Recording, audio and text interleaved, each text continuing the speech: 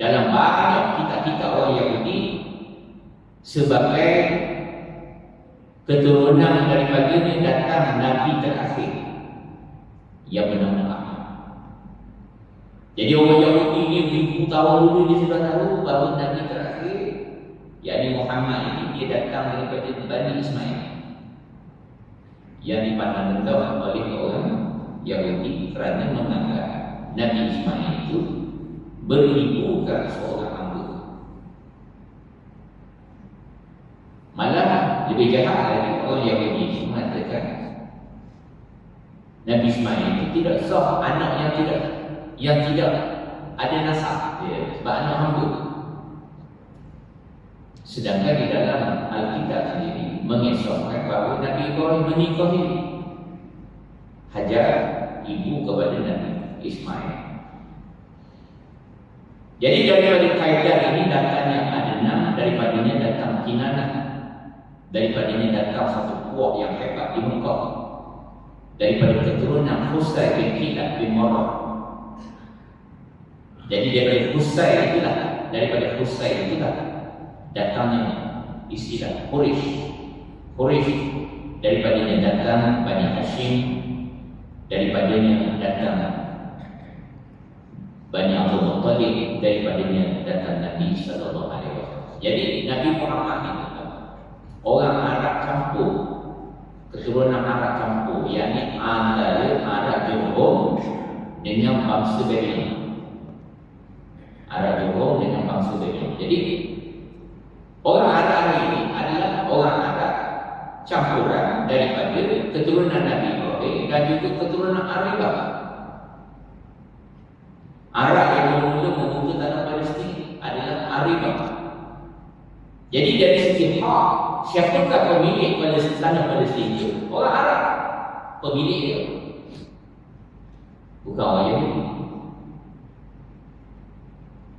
Dan perjanjian Allah yang akan memberikan tanah ini kepada keturunan Nabi Ibrahim tidak terbatas kepada bangsa Yahudi, bukan kepada keturunan Nabi Yaqub saja. Memang Allah beri kepada keturunan Nabi Yaqub, yakni Bani Israel, ketika pemerintahan Raja Qadun, Raja Nabi Daud dan juga Nabi Sulaiman.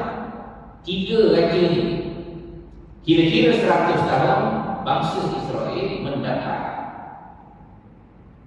kerajaan di tanah Palestin. Tapi sampai takat tu je, sampai Nabi Sulaiman dia Allah bagi. Selepas tu Allah tarik-tarik. Kenapa Allah tarik-tarik? Kerana Yahudi bangsa yang membuat kerosakan di muka bumi. Allah telah sebut dalam Quran, sebab Allah menarik hak ke atas orang Yahudi ni, hak mereka, perjanjian Allah yang Allah janji di tanah ni, Allah dah tarik lah. Di mana disebut dalam surah Al-Baqarah ayat 124, A'udzu billahi minasyaitonir rajim, wa idh ibtala Ibrahim rabbuhu bikalimatin fa'atammahunna qala inni ja'iluka lin-nasi imama qala wa min dzurriyyati qala la yanalu ahdiz zalimin. Yang bermaksud, dan ingatlah ketika Ibrahim diuji Tuhannya dengan beberapa kalimat, yakni perintah dan larangan. Lalu Ibrahim menunaikan. Allah berfirman, sesungguhnya aku akan menjadikan kamu imam bagi seluruh manusia. Ibrahim berkata, dan saya mohon juga dari keturunanku. Allah berfirman, janjiku ini tidak mengenai orang-orang yang zalim. Siapa kau zalim? Bani Israel, satu bangsa yang zalim. Kenapa Bani Israel zalim? Zalim. Apa kerosakan mereka buat di muka bumi? Nak cerita tentang selepas wafatnya Nabi Sulaiman. Orang Yahudi ini balik kepada perangai lama dia, seperti zaman Nabi Musa mereka menyembah patung anak lembu.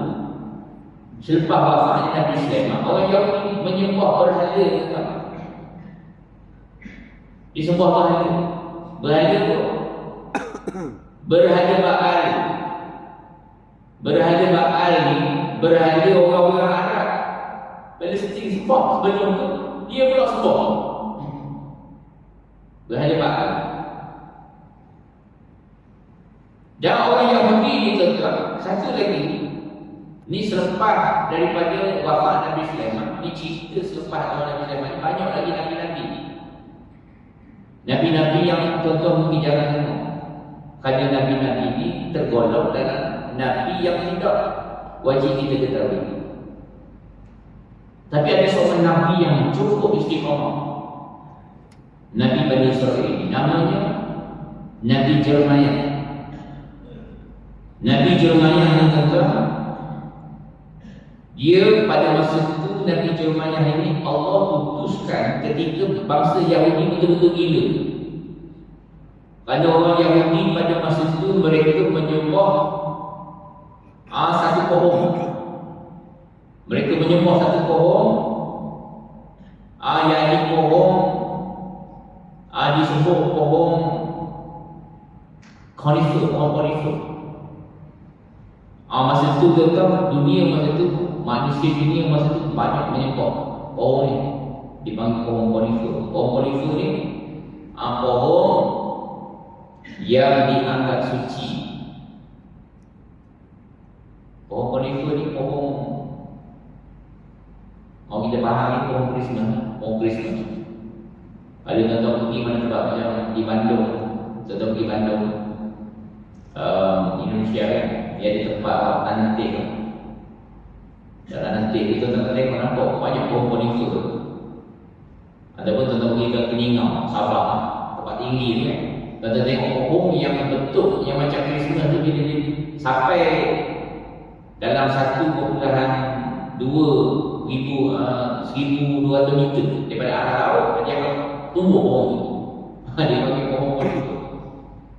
Pohon Christmas ni macam-macam lah, macam-macam jenis pohon ni. Jadi pohon ni tuan-tuan, pohon ni lah yang jadinya pohon Christmas. Yang orang Kristian dia cedok daripada amalan orang Babylon menyembah pohon conifer ni. Dia buat masuk dalam agama Kristian, jadi Christmas, jadi hari Christmas. Dalam Kristian ni apa baru ada Christmas. Sebelum tu tak ada Christmas. Tak ada Christmas. Christmas hanya ada pada abad keempat. Sesuatu yang baru.